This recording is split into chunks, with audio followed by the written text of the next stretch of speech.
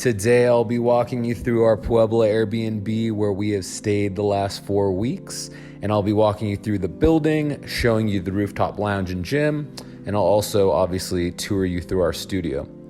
At the end of the video, I'll share how much it costs, what area and neighborhood it's in, if I'd recommend staying in this neighborhood, and more. If you've visited Puebla before, please let me know what neighborhood you stayed at in the comments. And if you're feeling feisty, please like and or subscribe to keep the interesting vibes flowing. Let's go.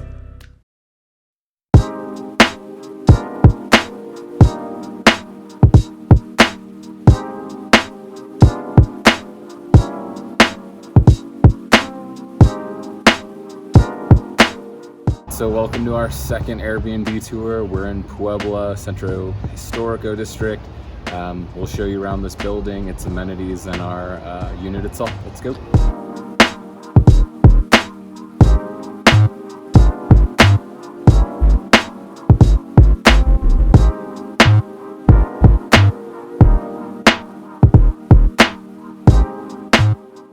So we're up on the roof, which is probably the best amenity of this place. We'll show you around. We'll start with the gym, then we'll go around.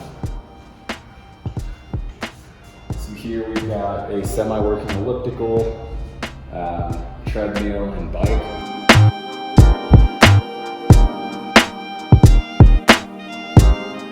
And everywhere you can kind of come out into the deck. There's seating. There's a few other spots.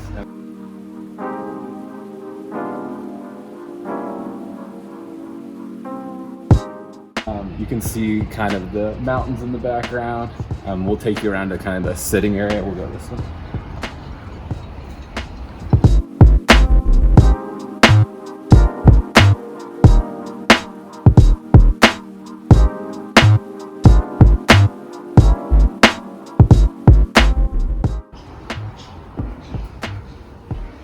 So this is a cool area where you can sit and kind of work. Yuji's taking some calls up here.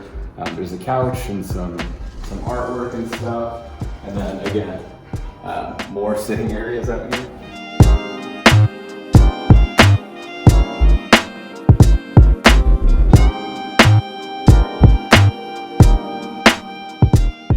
And there's even a barbecue here, which we haven't used and I haven't seen anyone use it, but it does exist.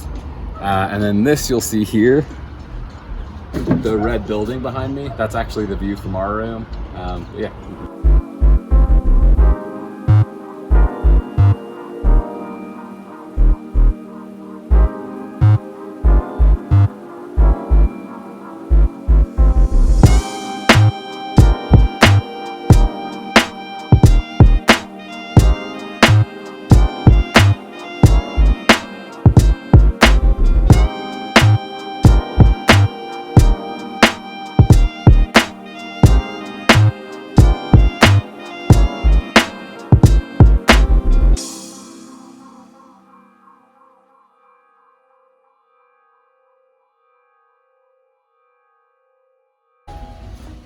All right, let's show you the inside of the unit. Fourth floor. We're down here all the way.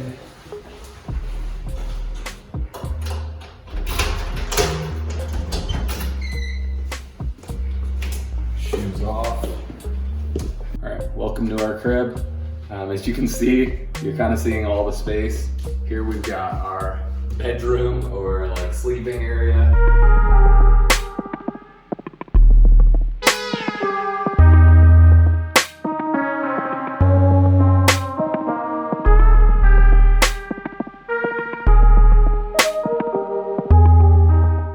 Over here, we've got our kind of living room, the couch and the TV. And then here you've got our dining room / workstation, where we eat, watch TV, and work.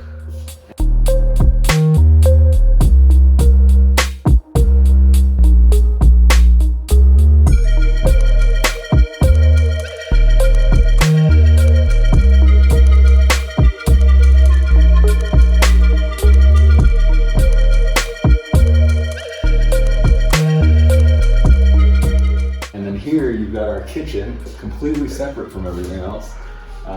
back to the 2 electric burners, sink. Actually have an oven here, we haven't used it. And then the old Bridgie. It's Friday, so we're like out of all our groceries.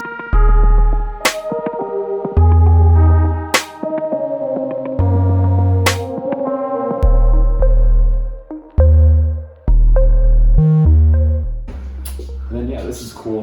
This kind of floor to ceiling window really opens up the space. It's super sunny today, that's why we're filming. And yeah, that view I was talking about, with that red building you can see here. This is actually probably the first time I've stood on this balcony, but you can kind of see a view of the city. It's not as good as the roof, but lets in a lot of natural light. We leave this open because it gets a little warm here. That also adds some dust. And then come in, we'll show you the last room, and it's actually the one spot that's much bigger than our last place in Mexico City. And the fans are gonna kill audio, so I'll probably have to edit over this. So pretty big bathroom, big mirror in here.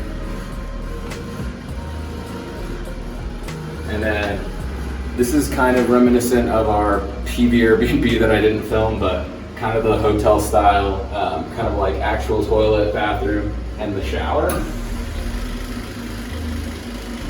Shower, pretty modern, pretty big space. What I love, it's not that weird or like that white stuff that gets dirty. It's like neutral color stones, tiles, yeah. And then the bathroom's pretty big. So sometimes we hang out in here because it's so big. Yeah.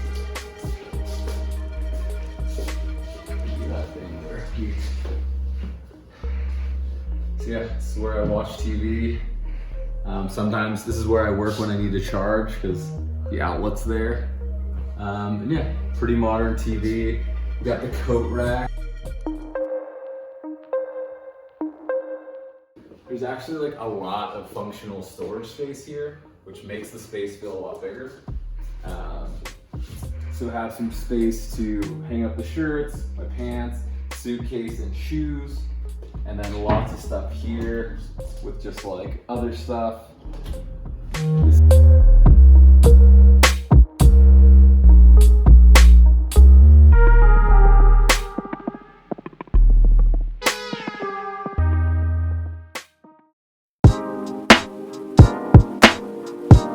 Does it cost to live here? Yeah, so this is a lot cheaper than Mexico City, a little under $700 for 4 weeks. I guess that extrapolates to a little over $700 for the month.